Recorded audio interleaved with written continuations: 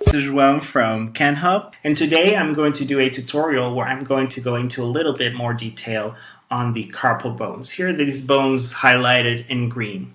Now, as I probably mentioned before, these bones are 8 bones, so 8 bones in your wrist.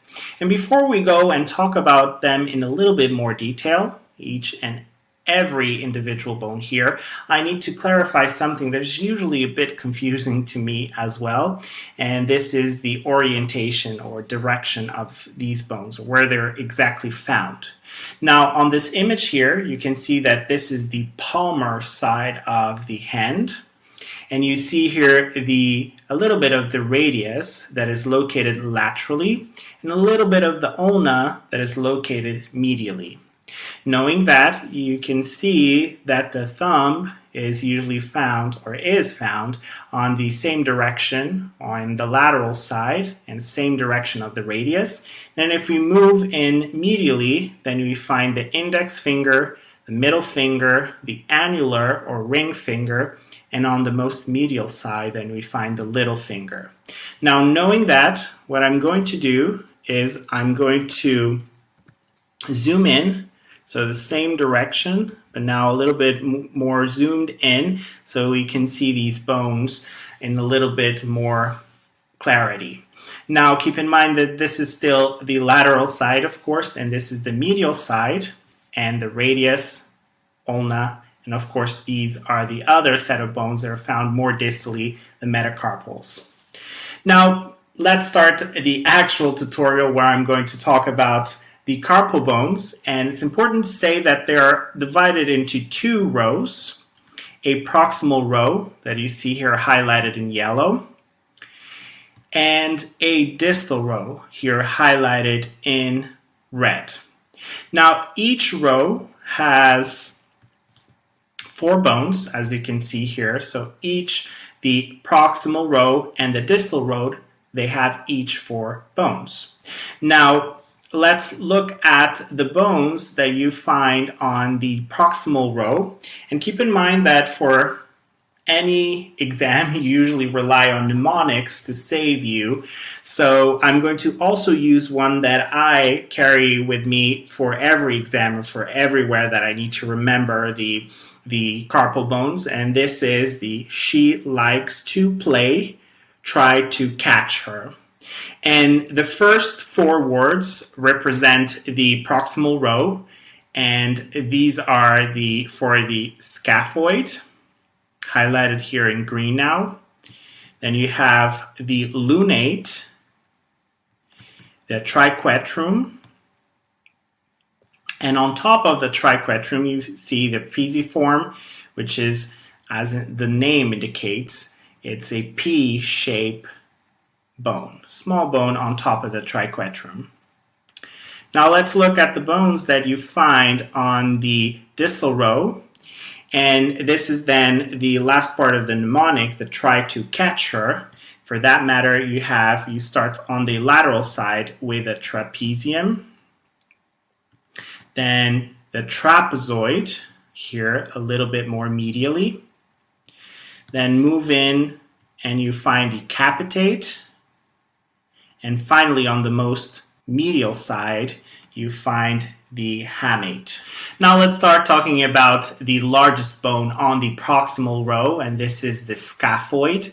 And the scaphoid on the palmar surface, as we're looking at it right now, it does resemble the shape of a tubercle, which then you can actually feel it through palpation.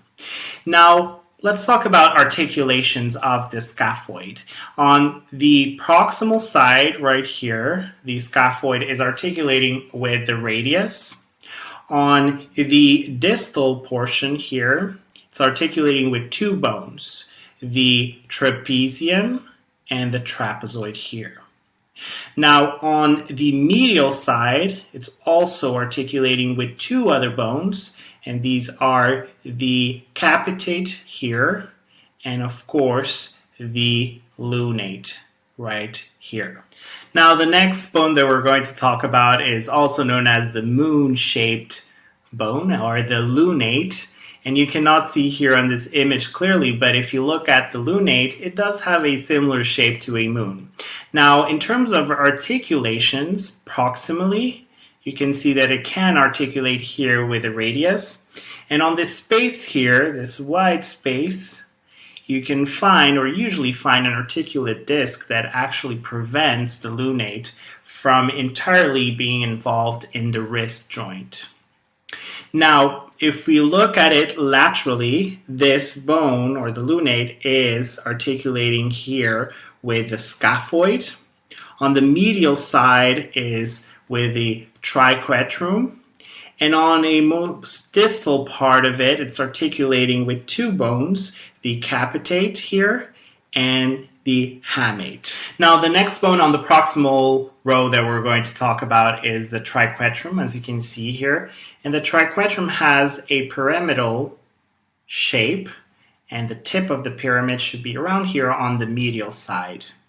In terms of articulation, you can see here on the lateral side, the triquetrum is articulating with this bone that we talked about, the lunate.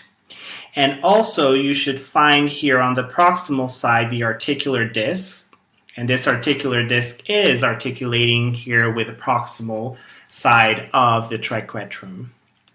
You can see and notice here a little bit of the articulation that you find on the distal portion of the triquetrum, and this is with the hamate right here. Also notice here the pisiform that I talked about, that I said that is lying on top of the triquetrum. And for that matter, the triquetrum needs to have an articular surface on its palmar side, which will then allow the pisiform to articulate with this surface. Now let's talk about the last bone that you find on the proximal row, and this is the pisiform. And the pisiform is the smallest carpal bone and has the shape of a P, and even here on this drawing I decided to highlight it in green to make it a little bit more obvious.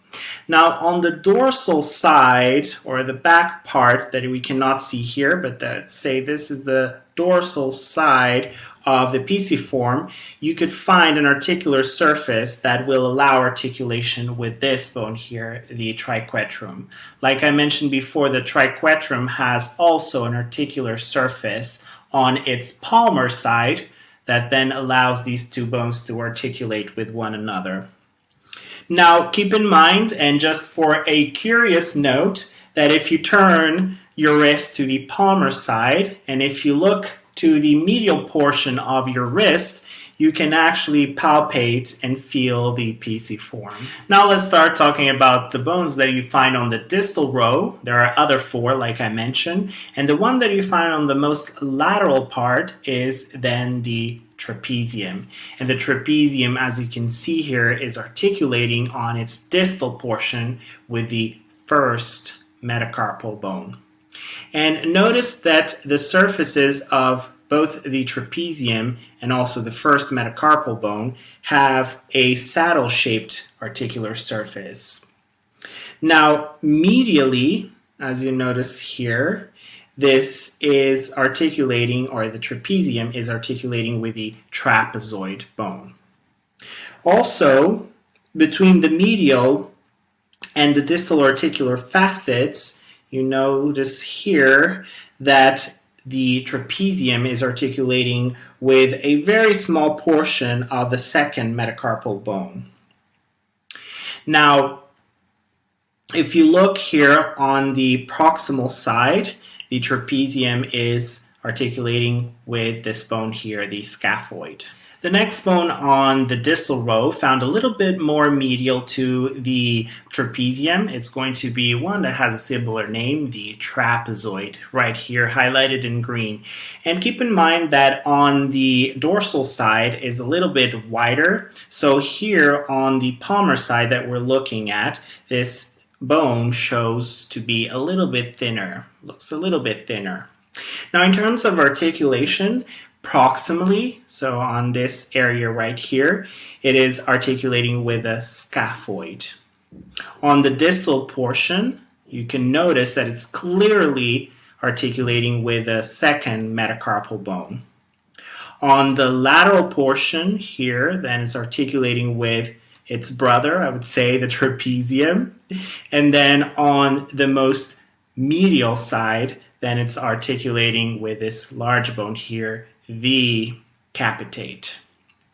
The next bone on the distal row is the capitate, and this is clearly the largest one of the carpal bones. And I usually think of captain every time I think about capitate, and for that reason, that's why I associate its size and know that it's the largest of the bunch.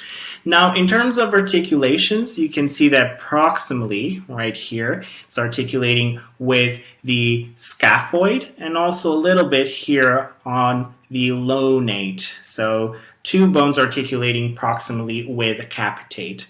Now, on the lateral portion, you see that it's articulating here with the trapezoid. And on the medial portion here, you see that it's articulating with this one that we're going to talk about next, and this is the hamate. Now, on the distal portion, you can see that it's articulating here with the third metacarpal bone. And just a little bit, sometimes can articulate with the second metacarpal around here, and also a little bit with the fourth metacarpal bone. Now let's talk about the last carpal bone of the list of 8 that we discussed here on this tutorial, and this is the hamate, also found on the distal row. And the hamate has a structure here that is palpable, that you can feel just under your skin, and this is known as the hamulus, and the hamulus is what is known as the hook. So there's a hook-shaped structure on the hamate that actually gives the name to the bone. And also this structure is quite important because it is associated with a muscle, the flexor digiti minimi, and also a ligament, the piezohamate ligament. Now, in terms of articulations, let's look at every side and every angle to know that on the distal portion here, there are 2 articulations with 2 metacarpals.